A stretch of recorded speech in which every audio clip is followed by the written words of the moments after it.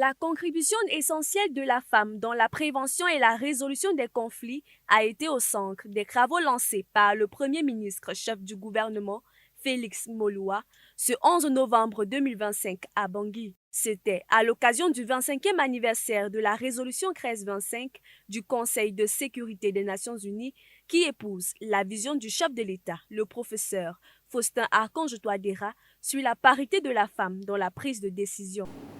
Nous avons accompli des progrès notables depuis 2014 et le développement du premier plan d'action. Le cadre normatif de notre pays prend en compte les impératifs de protection de femmes, particulièrement contre toute forme de violence à l'égard des femmes qui continuent à sévir dans tous les secteurs de la vie. En ce qui concerne la participation, les avancées notables permettront au processus électoral en cours d'être plus inclusif pour plusieurs raisons.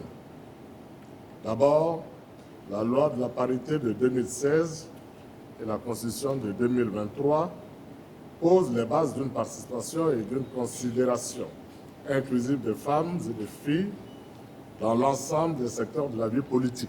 De plus, le Code électoral 2024 renforce la parité avec des listes alternées hommes-femmes pour les élections municipales. L'Observatoire national de la parité est désormais opérationnel. Ces travaux ont servi de cadre pour mettre en relief une étude réalisée par l'ONU Femmes et ses partenaires faisant état du taux de contribution des femmes. À l'heure où nous parlons aujourd'hui, il y a près de 676 millions de femmes et de filles qui vivent dans un environnement de conflit et même de conflits dangereux. Ce nombre que ONU Femmes gère depuis 1990 est le plus élevé aujourd'hui que par le passé. Donc le chemin est long depuis 25 ans que nous avons commencé la mise en œuvre de cette résolution.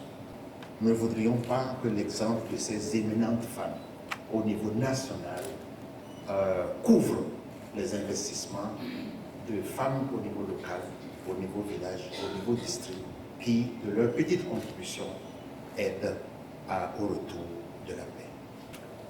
Les femmes sont des agents de changement puissants pour la paix et la sécurité, mais aussi pour le développement humain, économique et social.